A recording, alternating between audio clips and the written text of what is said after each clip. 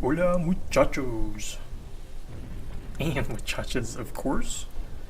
This is Jason, and I am taking a look today at Gears of War Judgment for the Xbox 360.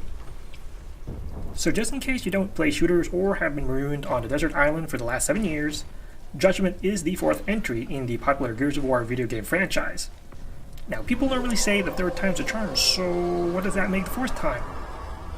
That's a question a lot of Gears of War fans were actually asking prior to this game's release, particularly given some high-profile departures at Epic Games and the handling of the Gears reigns to Bulletstorm developer People Can Fly. Set before key events of the original trilogy, Judgment is a prequel that chronicles the exploits of Kilo Squad and its smart-mouthed leader Damon Baird. The story is of special interest to veterans of the series as it reveals the reason behind Baird losing his rank as a lieutenant in the COG Army.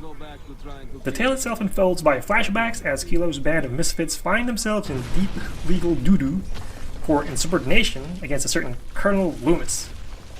No relation to the maker of fine undergarments, Fruit of the Loom. I think.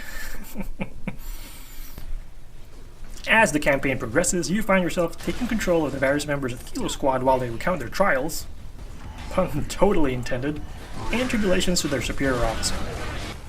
As with every Gears game, the campaign features solid gameplay for fans of third-person shooters. You can go solo and have the rest of your team controlled by the AI, which thankfully isn't as dumb as a rock. You can also play split-screen co-op, which is always a nice plus, and team up with up to 3 people for some 4-player campaign fun.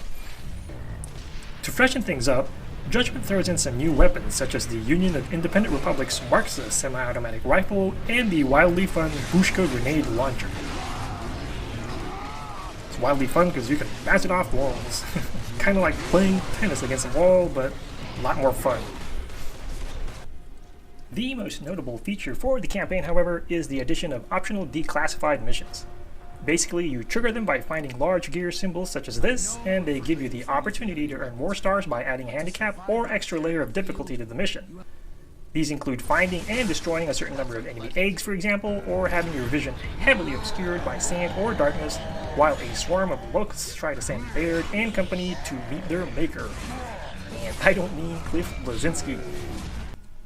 Declassified mode combined with dynamic, semi-random enemy spawns and the scoring system make Judgment's campaign more engaging than your typical shooter. Of course, we can't talk about any Gears game without addressing versus and competitive modes, and Judgment still delivers when it comes to online multiplayer mayhem. One controversial change is replacing the popular Horde mode with Survival mode, however. In Survival, the goal is to have up to 5 players survive 10 waves of enemies while defending a limited number of objectives.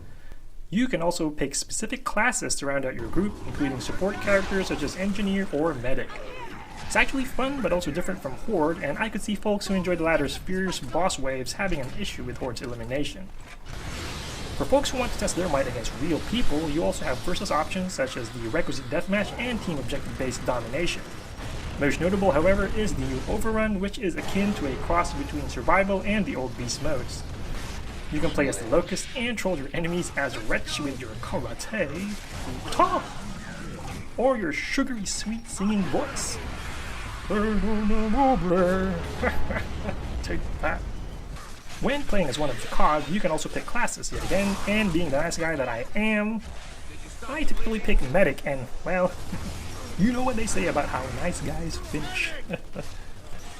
So what do I think of the game as a whole? Well, overall, Judgment's story, while okay by shooter standards, which admittedly aren't that high, well, it doesn't seem to have the same overarching feel of Gears of War 3. I'm not sure if it's due to the absence of Marcus and Dom, or because Gears of War 3 had a more fleshed out tale thanks to its finality, but Judgment feels a bit more like the Gears of War Damon Baird side story.